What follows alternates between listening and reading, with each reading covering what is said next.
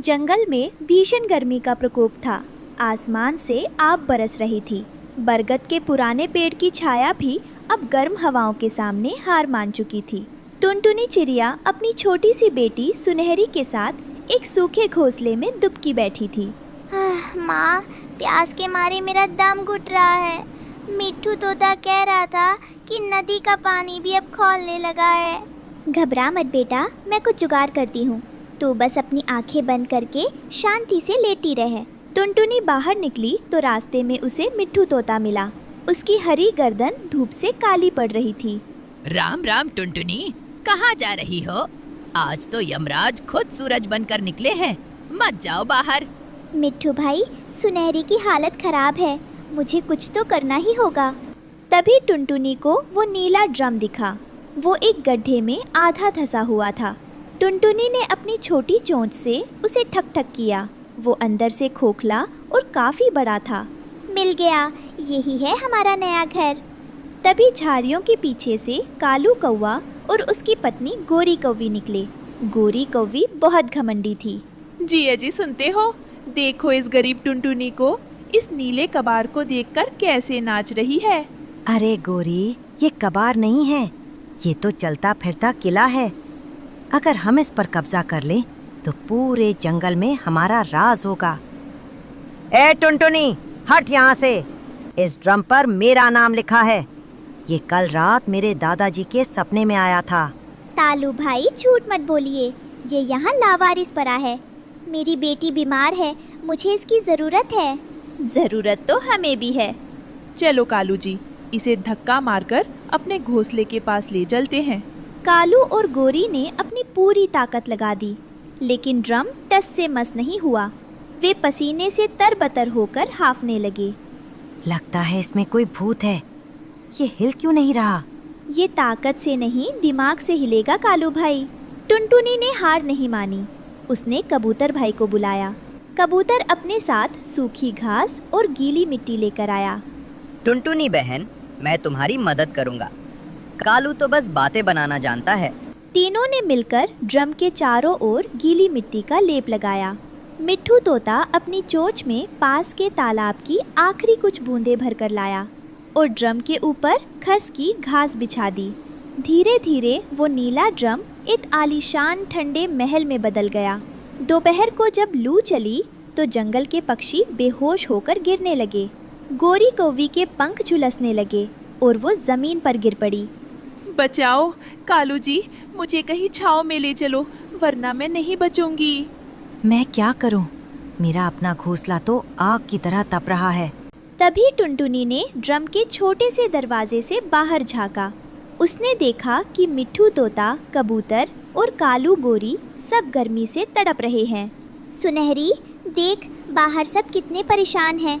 क्या हमें इनकी मदद करनी चाहिए? पर माँ, कालू अंकल ने तो हमें भगा दिया था। गोरी आंटी ने भी हमें चिढ़ाया था। बेटा, जो बुराई के बदले भलाई करे वही बड़ा होता है। बुलाओ सबको अंदर। सब लोग जल्दी अंदर आ जाओ। इस नीले ड्रम हाउस में बहुत जगह है और यहाँ बहुत ठंडक है। एक एक करके मिट्ठू तोता, कबूतर और अंत में लज्जित होकर कालू कौवा और गोरी कौवी भी अंदर आ गए। ओ टुनटुनी, मुझे माफ कर दो, मैं कितनी गलत थी। वाकई टुनटुनी, तुमने आज हमारी जान बचा ली। जिसे मैं कबाड़ समझ रहा था, तुमने उसे अपनी मेहनत से स्वर्ग बना दिया। आज से इस नीले ड्रम का नाम शांति निवास होगा। यहाँ कोई ऊंच नीच नहीं होगी। जब शाम हुई और सूरज की तपिश थोड़ी कम हुई तो सभी पक्षी नीले ड्रम हाउस से बाहर निकले। लेकिन बाहर का नज़ारा अब भी डरावना था। चारों तरफ सूखे पेड़ और मुरझाई हुई हरियाली थी। टुनटुनी, आज तो हम बच गए, पर कल क्या होगा? ये गर्मी तो रोज हमें ऐसे ही सताएगी। हाँ टुनटुनी, मुझे अपनी ताकत पर बड़ा घमंड था, पर आज समझ आया कि कुदरत के आगे हम सब कितने छोटे हैं। कालू भाई, संकट सिर्फ हमें डराने नहीं बल्कि कुछ सिखाने भी आता है। हमने इस नीले ड्रम को तो महल बना लिया, लेकिन क्या हम पूरे जंगल को फिर से हरा भरा नहीं बना सकते? हाँ, पर हम इतने छोटे पक्षी क्या कर सकते हैं? सुनो, इंसानों की बस्ती के पास बहुत सारे फलों के पेड़ हैं। हम सब वहाँ से बीज चुनकर लाएंगे और इस नीले ड्रम के आसपास और पूरे जंगल में बोएंगे। कबूतर भाई, आप दूर तक उड़ सकते हैं। आप खाद के लिए मिट्टी का इंतजाम करना। बिल्कुल टुनटुनी बहन, मैं अभी निकलता हूँ। शांति निवास के चारों ओर हम ग्रीन बेल्ट बनाएंगे। माँ देखो, मैं ये बीज लाई हूँ। क्या इसे बोने से कल हमें छाया मिलेगी? कल नहीं तो परसों जरूर मिलेगी बेटा, बस हमें हार नहीं माननी है। टुनटुनी, आज से मैं चोरी और छीना झपटी छोड़ता हूँ। मैं अपनी मजबूत चोंच से जमीन खोदने में तुम्हारी मदद करूँगा। अगले कुछ हफ्तों तक पूरा जंगल एक अनोखे दृश्य का गवाह बना। कालू कौवा जमीन खोदता, मिट्टू तोता और कबूतर दूर दूर से बीज लाते और टुनटुनी व गोरी कव्वी उन बीजों को प्यार से मिट्टी में दबाती। टुनटुनी ने ड्रम के ऊपर जमी ओस और थोड़े से बचाए हुए पानी से उन बीजों को सींचना शुरू किया। कुछ महीनों बाद नीले ड्रम हाउस के चारों ओर छोटी छोटी झाड़ियाँ और नन्ही पौधे लहलहाने लगे थे। वो नीला ड्रम अब सिर्फ एक प्लास्टिक का डिब्बा नहीं था, बल्कि एक घने नंदनवन का केंद्र बन चुका था। माँ देखो, आज हमारे नए घर के ऊपर पहली बार एक बादल आया है। ये हमारी मेहनत की पुकार है सुनहरी। जब इरादे नेक हों तो आसमान भी झुक जाता है। तभी झमाझम बारिश होने लगी। कालू कौवा और गोरी कव्वी अब टुनटुनी के सबसे अच्छे दोस्त बन चुके थे।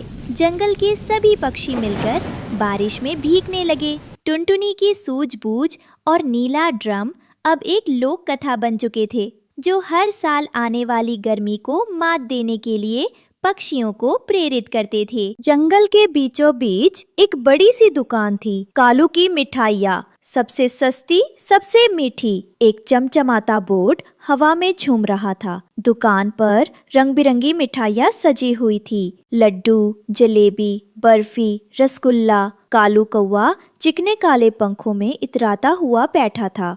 आ जाओ रे जंगल के वासियों, मीठी मीठी मिठाइयाँ खाओ, बस 2 दाने में पेट भर जाओ। ऐसी मिठाई शहरों में भी नहीं मिलती। मेरी मिठाई नहीं खाई तो समझो कुछ नहीं खाया।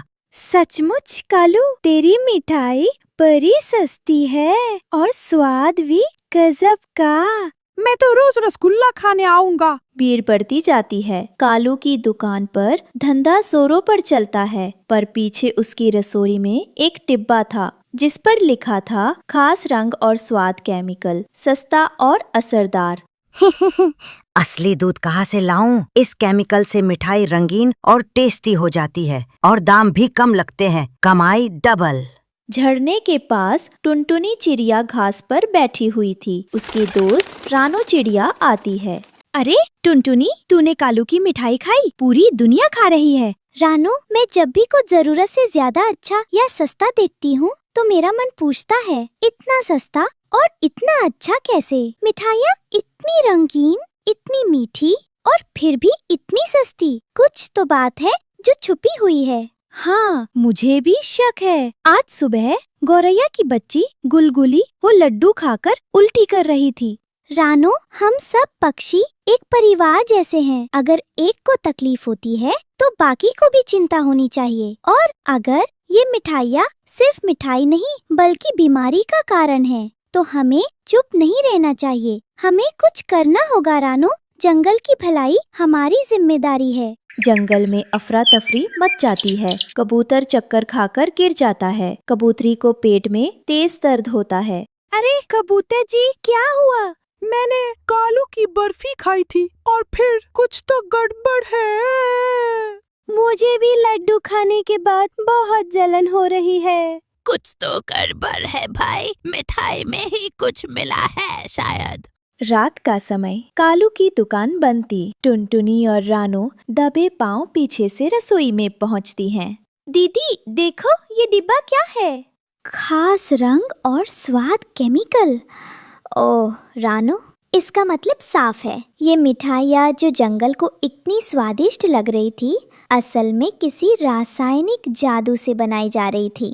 अब समझ में आया सब बीमार क्यों पड़ रहे हैं। ये तो जानबूझकर सबको बीमार कर रहा है।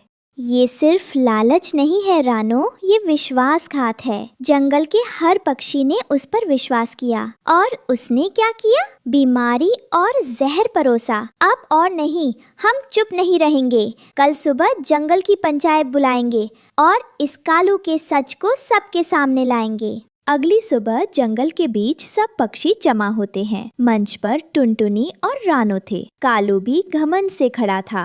प्यारे पक्षियों, आज हम यहाँ इकट्ठा हुए हैं क्योंकि हम सबका स्वास्थ्य खतरे में है। आपने देखा गुलगुली, कबूतर, बुलबुल सब बीमार पड़े। आप सोच रहे होंगे क्यों, कैसे? जवाब है, हमारी ही जमीन पर हमारे ही बीज कोई ऐसा है जिसने हमारी मासूमियत का फायदा उठाया। क्योंकि हम जो खा रहे हैं वो असली नहीं है, वो मिठाई नहीं, जहर है। क्या बकवास है, मेरी मिठाइयों से कोई नहीं मरा।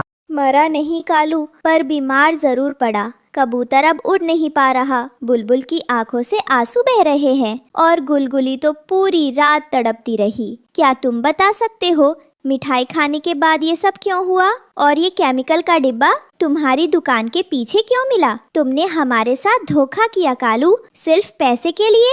और इन बहनों ने उस केमिकल का डिब्बा भी दिखाया है, दुकान के पीछे से मिला है। कालू, क्या ये सच है? क्या तुमने पैसे के लिए हमारे स्वास्थ्य से खिलवाड़ किया?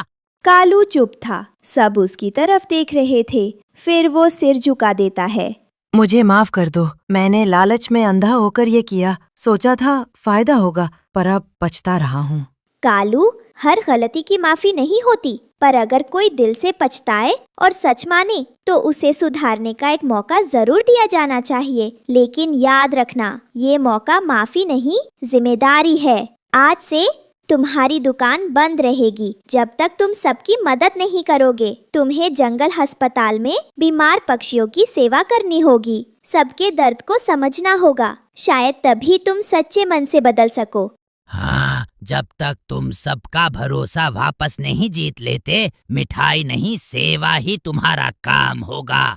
मैं तैयार हूँ, जो सजा दोगे मंजूर है। बस मुझे एक मौका दो खुद को बदलने का। कालू अस्पताल में बुलबुल को पानी पिला रहा था, कबूतर की पीठ दबा रहा था। टुनटुनी और रानो दूर से देख रही थी। अब देखो कालू कितना बदल गया है। रानो, दुनिया में सबसे बड़ी बात यही है गलती मानना और उसे सुधारने का प्रयास करना। जो पक्षी खुद को बदल सके वही सच्चा और समझदार पक्षी होता है और हमें भी सीख लेनी चाहिए। आंखें बंद कर किसी पर भरोसा करना खतरनाक है। अब से हर मीठी चीज को परखेंगे, हर बात को समझेंगे, क्योंकि जान है तो मिठास भी है।